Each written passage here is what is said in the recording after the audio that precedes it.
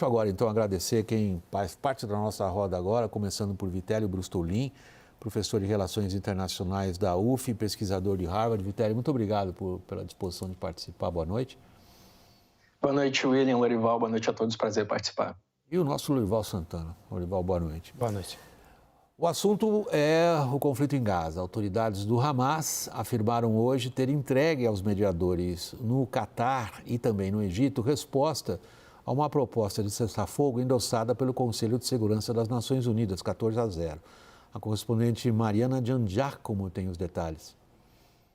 O Hamas rejeitou a proposta de cessar-fogo, libertação dos reféns e prisioneiros palestinos, segundo a Reuters. A proposta, apoiada pelos Estados Unidos, intermediada pelo Egito e pelo Catar, previa um acordo em 3 etapas. Na primeira etapa, um cessar-fogo temporário, uma trégua de 6 semanas para uma grande entrega de ajuda humanitária e a retirada total das tropas de Israel da faixa de Gaza. Isso na segunda fase, que fala sobre um cessar-fogo, então, permanente, a paz duradoura. A terceira fase prevê a reconstrução da faixa de Gaza, mas agora, então, o Hamas negou essa proposta, segundo a agência de notícias Reuters, e ainda é preciso entender exatamente como Israel vai se posicionar em relação a isso. Se há uma contraproposta, uma alternativa, se há uma nova oferta na mesa ou não. Lembrando que a última trégua bem sucedida, a única até agora, foi em novembro, uma pausa de uma semana com a libertação de mais de 100 reféns, e foi até agora o único acordo que realmente foi para frente em meio a esse conflito. Então, infelizmente, o impasse continua. De Nova York, Mariana Giangiacomo.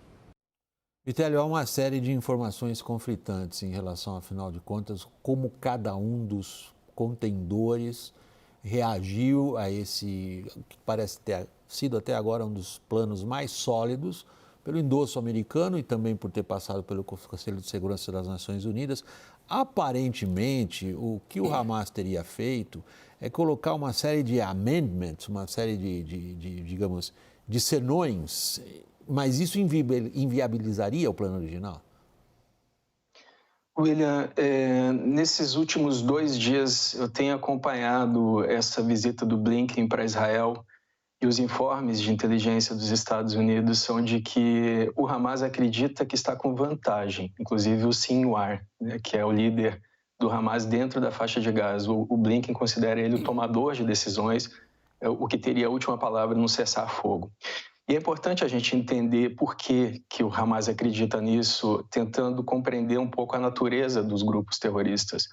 O Hamas, segundo Israel, tem cerca de 15 mil terroristas ainda vivos, ou seja, metade da força ainda está viva. E todos os seus principais líderes, né, o Yahya Sinwar, que eu acabei de citar, o Mohammed Deif, que é o líder militar, e o Ismail Haniyeh, eles estão todos vivos. E aqui vale uma reflexão. A guerra é um ato de força para submeter o oponente à nossa vontade. Então, quando não se consegue o que se quer politicamente, pode-se apelar para o ato de força, isso é Clausewitz.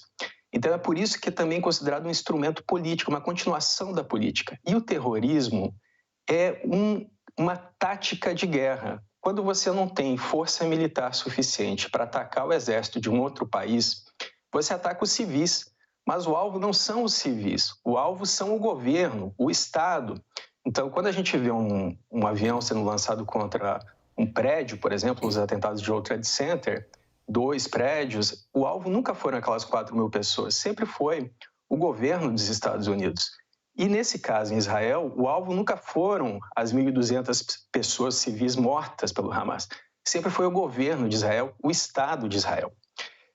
O governo, a inteligência dos Estados Unidos, considera que o Hamas pensa que está com vantagem porque a opinião pública mundial, os governos no mundo inteiro se posicionam contra a estratégia que o Netanyahu utilizou. Não é exatamente contra o direito de Israel se defender. É contra a estratégia empregada pelo Netanyahu que levou a uma destruição de Gaza e a morte de muitas pessoas inocentes. Então, os dois lados são acusados de cometerem atrocidades.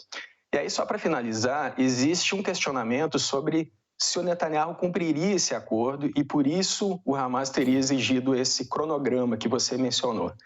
Na verdade, o Netanyahu dá mensagens contraditórias, como você menciona, William, porque ele tem que manter a base de apoio. Ele já perdeu o Itamar Ben-Gvir nessa semana.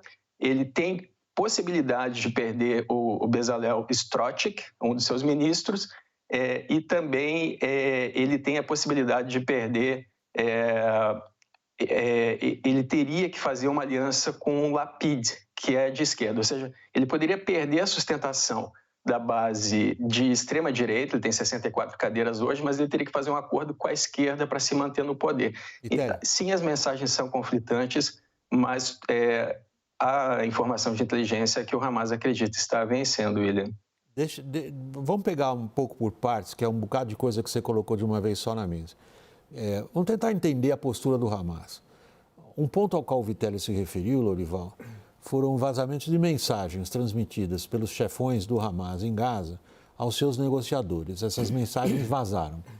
E essas mensagens, segundo o Wall Street Journal, conteriam o mindset do Hamas, da sua liderança político-militar, como a gente queira chamar esses chefes de terroristas, segundo o qual eles teriam Israel exatamente na posição política que gostariam de ver Israel. Israel isolado, considerado até pelos seus tradicionais aliados na Europa um paria state, próximo a um isolamento muito pior até do que foi a África do Sul na época do apartheid, e com poucas opções militares diante da capacidade do Hamas até aqui de sobreviver a esses meses todos de ataques dos israelenses. E que isto é que estaria condicionando a postura do Hamas em relação a qualquer proposta de cessar-fogo, tenha passado ou não pelo Conselho de Segurança das Nações Unidas. A gente combina essas informações com o que ocorre dentro do gabinete de Netanyahu. A CIA revelou, um informe da CIA no dia 3 agora de junho, e que a CNN teve acesso no dia 7 de junho, revelou que Netanyahu acredita que consegue escapar das pressões do Biden. E hoje o Henry Gausk, que é repórter em Israel, me disse o seguinte, que uma alta fonte do governo israelense disse para ele que o governo está confortável com esse plano do Biden. Por que está confortável? Porque, e aí vem a resposta do Hamas, porque o compromisso com o cessar-fogo permanente é evasivo no plano. Esse é o pulo do gato desse plano do ponto de vista do Biden, para que Israel pudesse aderir. Fala assim, bom, se o Hamas entregar todos os reféns, se cumprir com todos os compromissos e tal, poderia haver um cessar-fogo permanente e tal. Então, o Netanyahu sente o seguinte, não vou dizer nem que sim, nem que não, mas vou deixar isso aí andar. E o Hamas sentiu isso, sentiu que não tem uma garantia de, uma vez tendo entregado todos os reféns, haveria o objetivo do Hamas. Ao sequestrar os reféns, qual que era o objetivo do Hamas?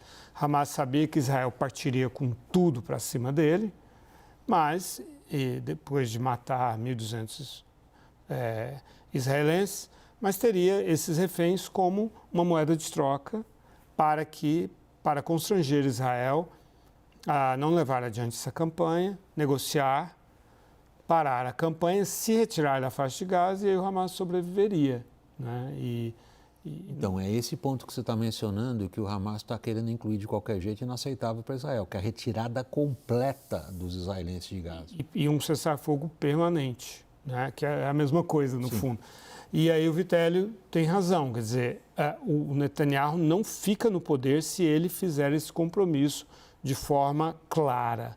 Porque o Bezalel Smotrich, ministro das Finanças, e o Itamar Ben-Gvir, ministro da Segurança, não aceitam. E eles têm 8 cadeiras, 64 menos 8, 46, 56, e a Knesset tem 120. Então, há uma posição do governo israelense das últimas horas a respeito disso, quer dizer que o acordo, tal como proposto, endossado pelos americanos no Conselho de Segurança, permitiria a ele, governo de Israel, chegar ao seu objetivo final, que é a destruição completa do Hamas. Como, Vitelli?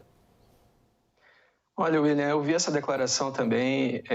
Não dá para imaginar que depois de todos esses meses, Israel tendo exterminado metade, segundo o próprio governo de Israel, metade do Hamas, que nessas semanas até o acordo, ou dias até o acordo, o Israel vai eliminar completamente o Hamas. Isso seria mais no sentido, talvez, de eliminar uma das lideranças do Hamas, talvez o Mohammed Deif, né, o líder militar do Hamas. Isso serviria como uma espécie de troféu para o Netanyahu, dizer, olha, eu acabei com o braço militar do Hamas na faixa de Gaza, alguma coisa nesse sentido retórico, William, porque depois de tantos meses a destruição de Gaza do jeito que está, ainda está lá metade da força do Hamas, não tem tempo viável, na verdade, para que se cumpra esse objetivo de eliminar completamente o Hamas.